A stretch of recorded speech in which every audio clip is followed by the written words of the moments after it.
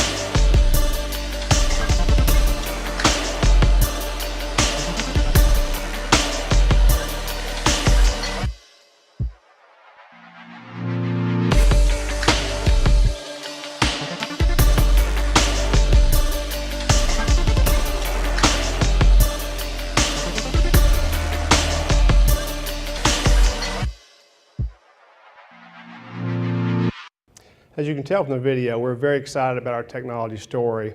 The video highlights things like customer obsessed, digital everything, data and analytics, and AI.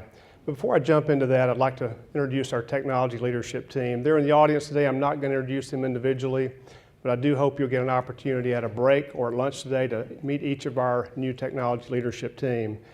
You know, we've got a great team, banking experience, telecom experience, fintechs, startups, so really a wide range of experiences.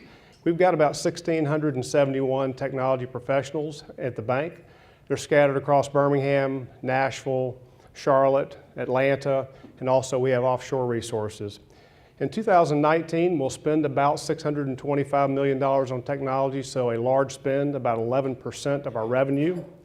And if you look at how we're going to spend that, look at the left-hand side of the chart, the pie chart, about 42% of that will be on new technology initiatives. So these are new things, new applications, new technologies. About 48% of the spend will be on maintaining existing systems, but also providing data center infrastructure, network, LAN, really our core business. And about 10% is around cybersecurity and risk. If you look on the right-hand side of the chart, we've got a strong technology platform in place today, and I'll start with our business applications. In our consumer system, we're very fortunate to operate on one branch platform. Now, why is that important? Many of our competitors operate on 3, 4, and 5 branch platforms. So for us, when I have to make a change, I make that change one time, I test it one time, and I implement it one time. Many of our competitors have to do that 4 and 5 times. It's costly, it's complex, and it generates errors. I'll move on to our wealth platform. Bill Ritter and team did a great job of selecting SEI as our wealth platform. It allowed us to consolidate 12 systems into one system. Now, much better cost perspective, a leading edge platform, and really a great customer experience. If I go to our commercial side of the house, commercial and corporate, about a year ago we launched a new iTreasury platform. We've recently launched a new capital markets platform, and we're working with Encino on the commercial credit side. So from a business standpoint, we really have solid, state-of-the-art platforms, all recent, not behind for any of our business systems. If I think about back office for a minute, Workday we use for HR, cloud-based system, state-of-the-art system. Salesforce.com, state-of-the-art CRM system. So really for our key platforms, we're up to date and really no issues as far as leading edge technology. I'll look at the right. Talk about some of the investments we're making. We're spending a lot of time and energy on improving our mobile and online banking. We have a great platform, but that's an area where we'll never be finished. There'll always be new feature and function in digital and new feature and function in mobile. Around digital, a lot of work around back office on how we can make things more digital, take out manual process and digitize the back office. And lastly, around voice. A lot of work being done around voice, and I'll talk about that in just a few minutes. If you look at our key technology objectives, really there are 4 key technology objectives. First, around customer experiences. And we're doing a lot across the bank in terms of taking end-to-end customer journeys and digitizing those processes so that there's no manual process and there's nothing that really allows us to miss a step or do things incorrectly. Also around core capabilities, I talked about our core systems. Core capabilities are really around making sure we have leading-edge, state-of-the-art platforms in all key areas across the bank. It's around looking at how we can better deploy cloud around the bank. Delivery optimization, that's really around how we develop. It's an agile approach. We started that back in 2015. We launched that first in our digital part of the bank. And as far as our application development goes today, about 40% of our development is as an agile format, which allows us to implement things every 4 to 6 weeks as opposed to every 18 to 24 months. And lastly, around innovation. We spend a lot of time and energy around innovation.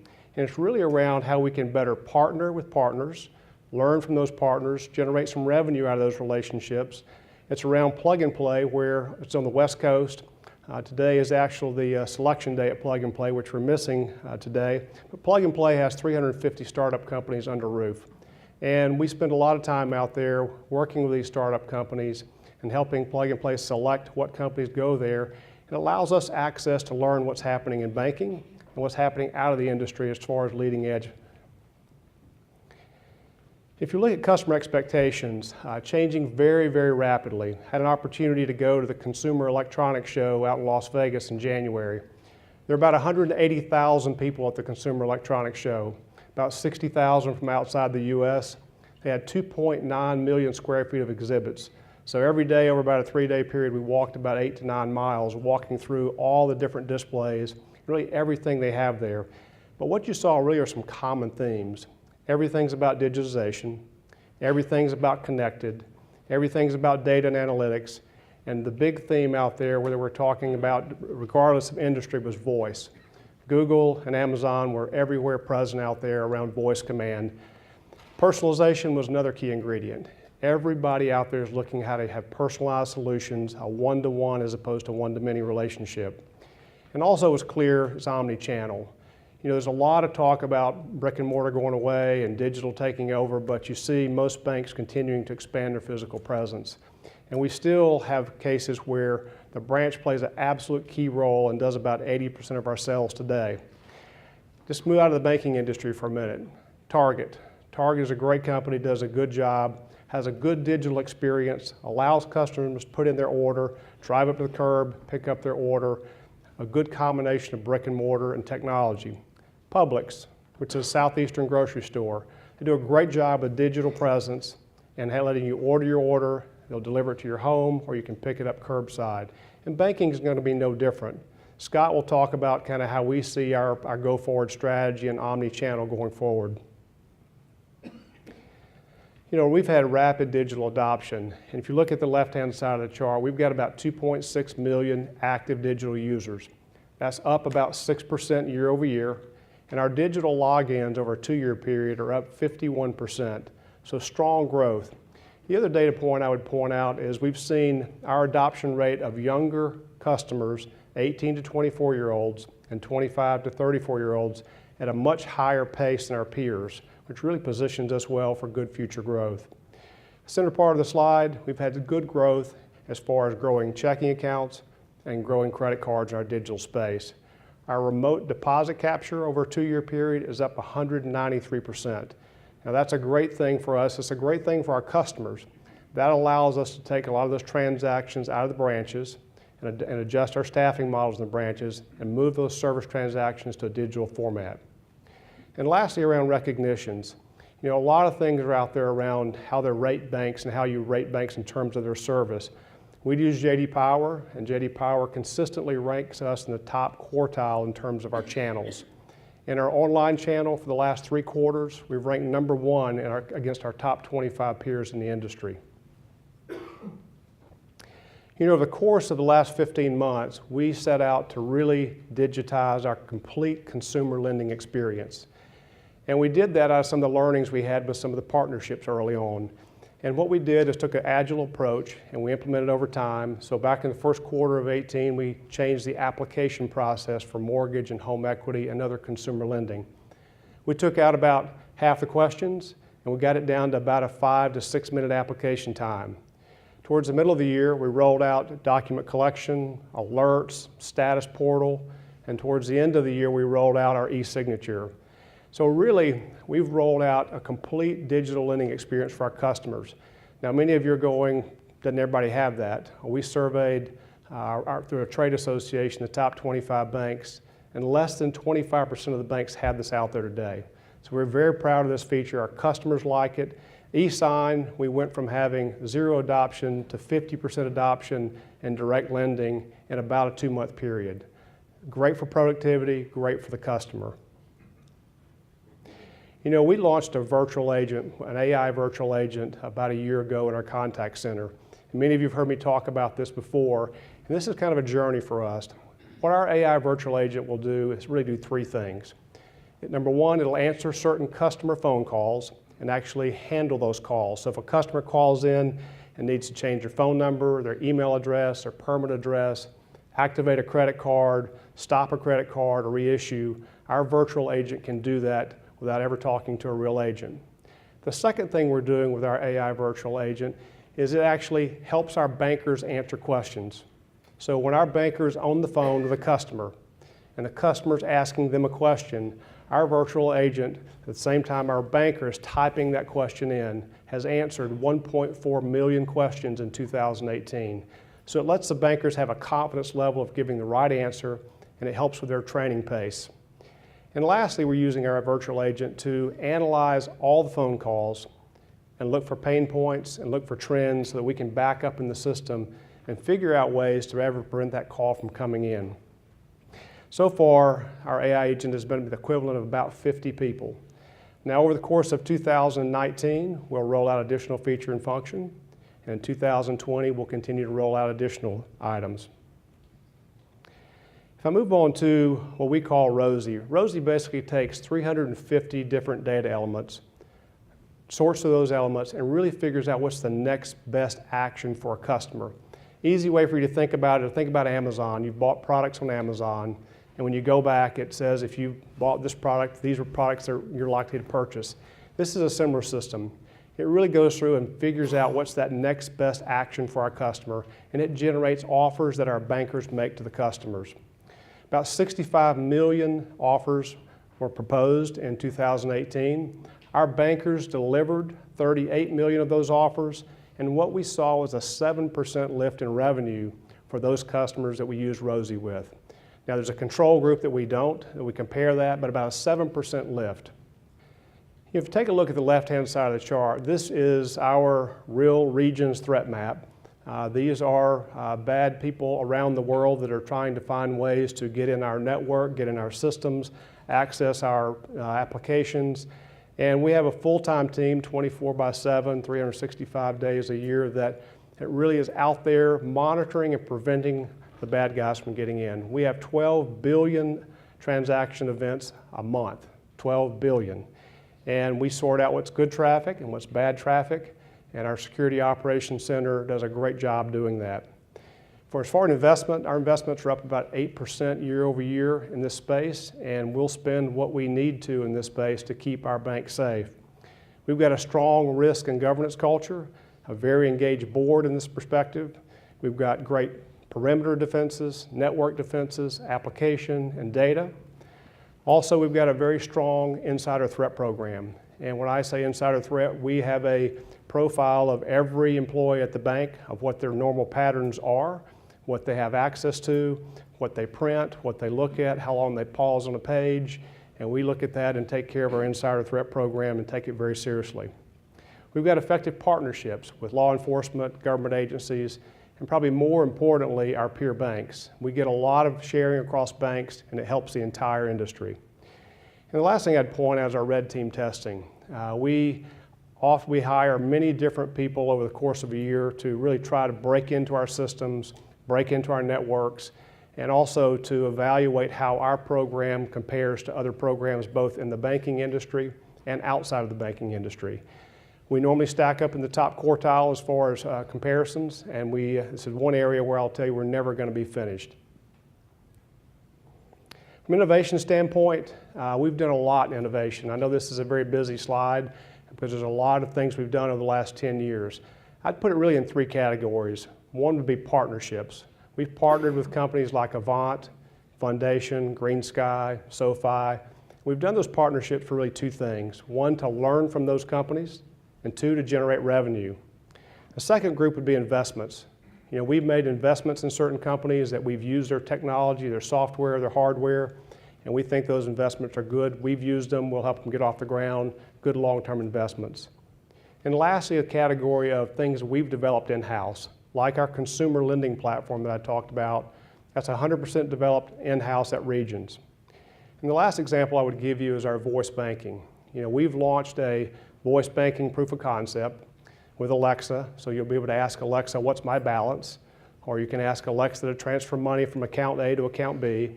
It's a proof of concept, it's working. We'll roll that out into a pilot mode, and given how the pilot performance goes, we'll roll that in production over time.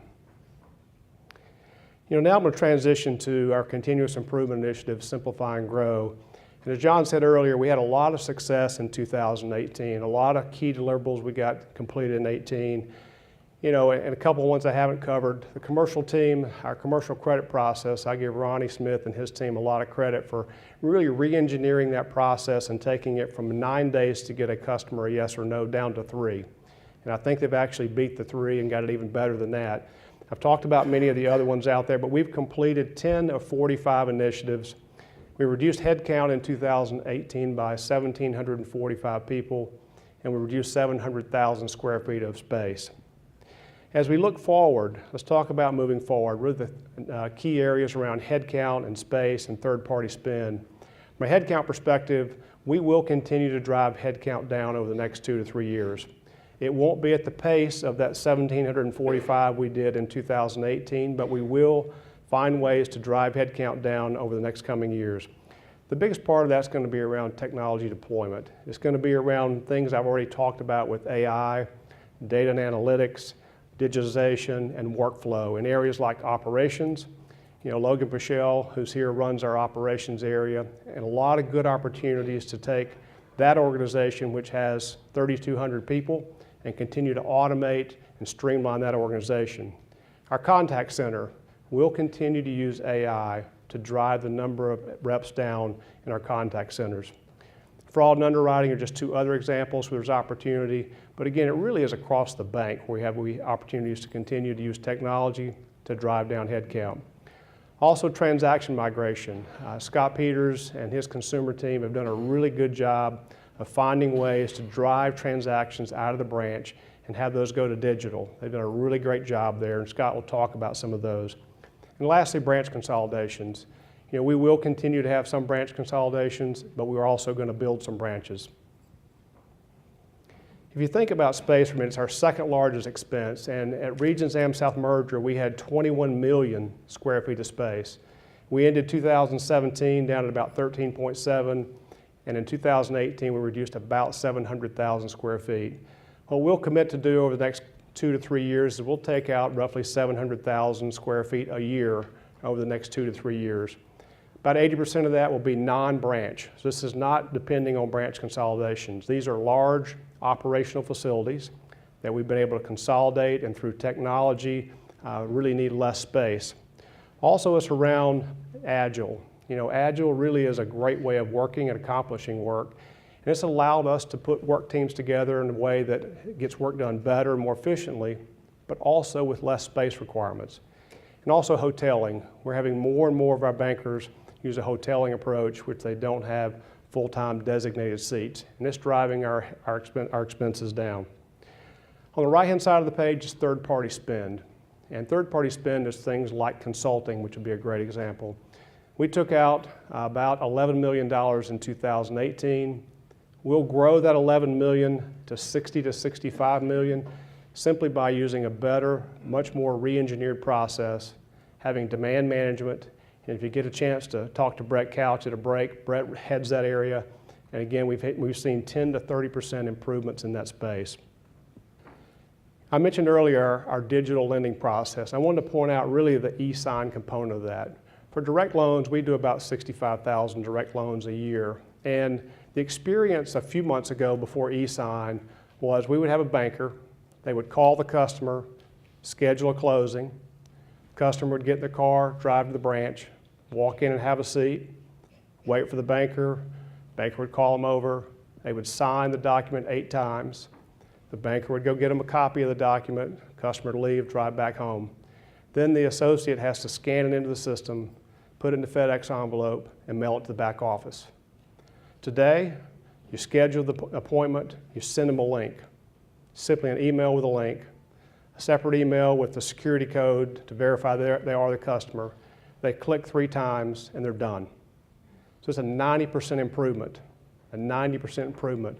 It'll generate 1 million sheets of paper savings and a lot of FedEx savings. Now this is a much better customer experience. From an adoption standpoint, in about 2 months, we've gone from 0 e-sign to about 50%. And again, we looked around the room and said, all right, who's doing this in banking? We went through our trade associations, and less than 20% of the banks have e-sign deployed today. So once again, we think we're leading the pack. And lastly, I'll talk about many of you would like for me to give you the expense numbers and the revenue numbers with Simplify and Grow. David's going to give you some efficiency targets later on, but the way to think about this is we're using the efficiency gains we're making to fund our investments in new bankers, new facilities, paying for our $15 entry wage, and also inflation. And yes, we are having some of those savings fall to the bottom line, and they will help us improve and drive our efficiency ratio later, which David will share that number with you in just a little bit.